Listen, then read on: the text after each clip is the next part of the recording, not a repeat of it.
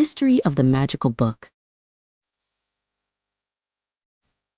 Leo slumped over his history book at his desk. "Why do I have to learn about ancient stuff?" he groaned. "It's so boring." Outside, the sun was shining, and his video game console was calling his name. His mom poked her head into his room. "I know it's tough, sweetie," she said with a kind smile, "but history is full of amazing stories. Why don't we go to the old town library? Maybe you'll find something that sparks your interest." The library was huge and smelled of old paper and polish. Sunlight streamed through tall, arched windows, lighting up dust motes dancing in the air. Shelves packed with books towered over Leo like silent giants. A man with a kind face and glasses perched on his nose appeared from behind a tall desk. "Welcome," he said, his voice a gentle whisper. "I'm Mr. Allister. Are you looking for a particular adventure today?" Leo shrugged. "Just history," he mumbled. Mr. Allister's eyes twinkled. "Ah, history. Not just dates and facts, but a world of mystery and courage. I think I have just the thing." He led Leo down a narrow aisle to a dusty corner of the library. From a high shelf, he pulled down a thick, leather-bound book. It had no title, only a strange, swirling golden symbol embossed on the cover. "This one is waiting for the right reader," he said softly. Back home, Leo flopped onto his bed and opened the mysterious book. He was disappointed to find that every single page was completely blank. "What a ripoff," he muttered, tossing it aside. But then, something strange happened.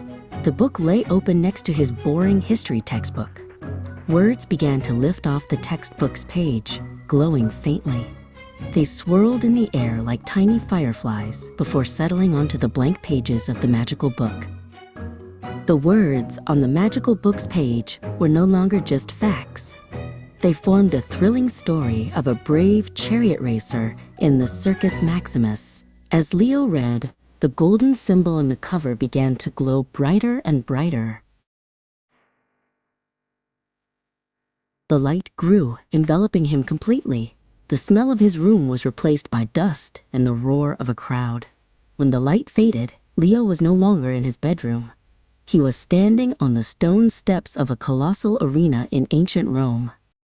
He watched, mesmerized, as chariots thundered past, pulled by powerful horses. It was more exciting than any video game. He wasn't just reading about history, he was living it. A man in a Roman soldier's uniform smiled at him. "First time at the Circus Maximus?" he asked. Leo, stunned, could only nod. He spent what felt like hours talking to the soldier, learning all about life in Rome. When the last race was over, a gentle light enveloped him again, and he was back in his room, the book in his lap. He looked at his history textbook with new eyes. He now knew the stories behind the names and dates. The next day, he tried it with his science homework. As he read about plants, the book whisked him away to a vibrant rainforest. He saw photosynthesis happen right before his eyes, as leaves soaked up sunlight like glowing solar panels. His math homework was next. When he opened the book, a riddle appeared in shimmering gold letters. "I have cities, but no houses. I have mountains, but no trees. I have water, but no fish. What am I?" Leo thought hard. He remembered the maps in his geography chapter. "A map!" he shouted. The book glowed, and he found himself flying high above the earth, seeing the continents and oceans spread out below, just like the map in his textbook.